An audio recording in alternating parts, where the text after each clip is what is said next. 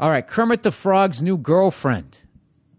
All right, hey, old Billy Pasty Tits, how are you? I got pasty pecs now, motherfucker. You want to make fun of anything, you make fun of my baby bump. I'm wearing a sports bra as I go down the fucking street. Maybe I'll get a couple of freckles on it. Have you seen this bullshit that these stupid feminists are up in arms about? Apparently Kermit the Frog, a fictional fucking green puppet, broke up with Miss Piggy, who was a total cunt to him anyways. Oh, yeah, and physically abusive, by the way, and totally controlling. He should have broken up with her back in the 70s. If you ask, okay, and is now rumored to be dating a thinner, younger-looking pig named Denise.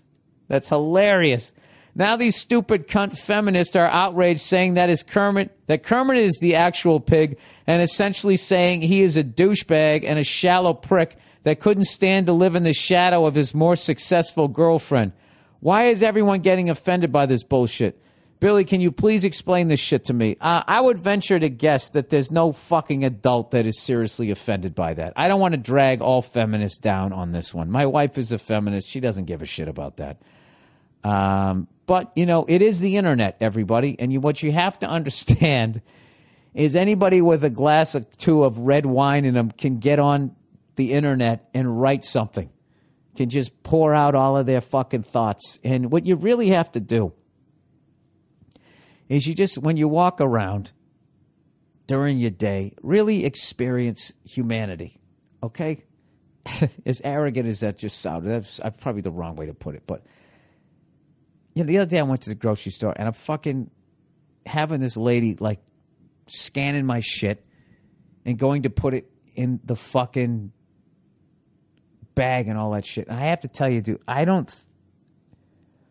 when I tell you that she was operating at like fucking 4% brain capacity, I mean, I don't know where the fuck she was mentally, but she wasn't dumb. But she absolutely fucking sucked at her job. I actually called Virgie today. I was like, Virgie, let me ask you a question. Did you ever have a job where you just weren't fucking crushing it? Even if you sucked at it, I mean, just as far as the effort that you put in. And he was laughing, he said, a lot of those people work at the grocery store, they really don't have any other options and blah, blah, blah, blah. And I was like, dude, this wasn't like some bipolar person or anything like that, somebody who had some sort of mental issue. This person was fine. They just completely sucked and lacked fucking motivation.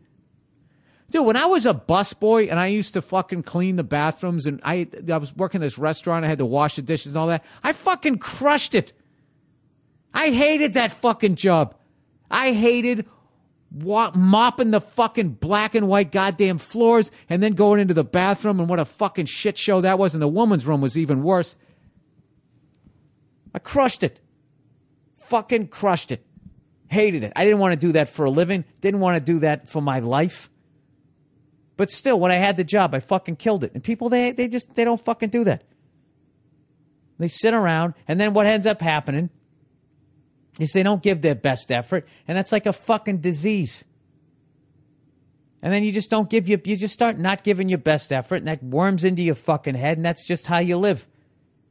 And then what happens is the shit that you want to have happen in life doesn't happen because you don't have a good work ethic, because you don't have any fucking pride in what you do.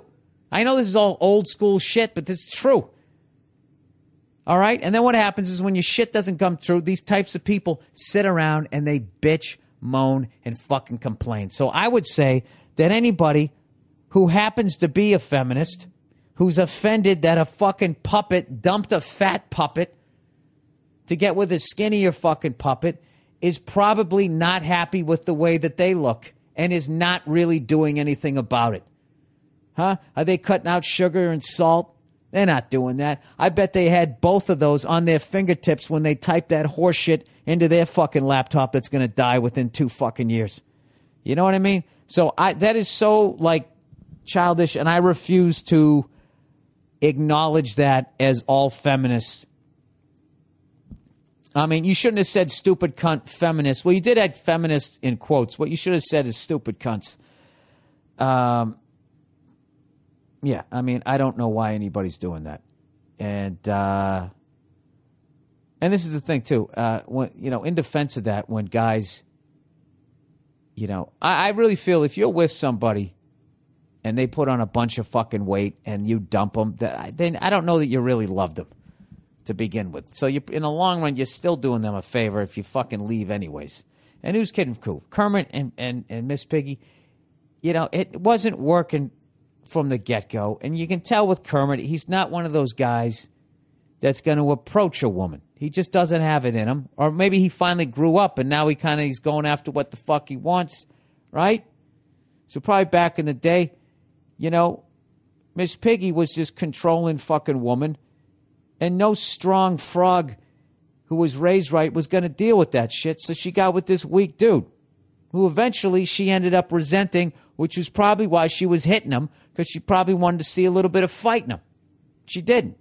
All right? And Kermit had such fucking low self-esteem at the time that he stayed with her. And who's kidding who? You know that Miss Piggy is a fucking monster in the rack. You know she was fucking his brains out. She went to town on that frog. It was the best piece of ass he ever fucking got. And out of fear, he stayed in that fucking relationship. So this is what I say. I say congratulations to Kermit the Frog for finally getting out of that dysfunctional relationship. I hope he's happy with his new girlfriend. I hope Miss Piggy finds true love somewhere in the puppet world.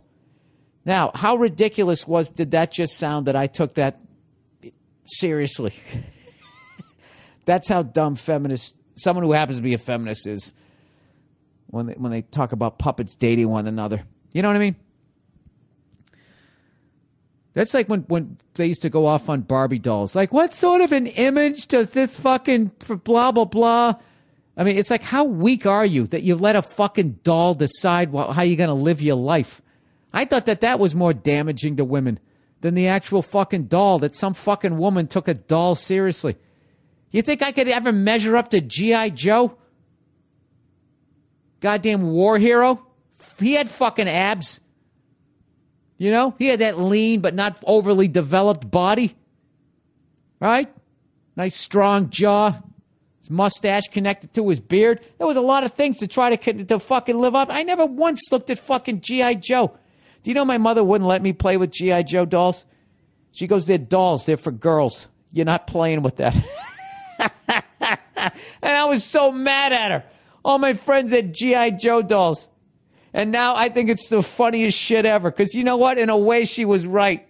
He had like a shirt you could take off. You dress him and that type of shit.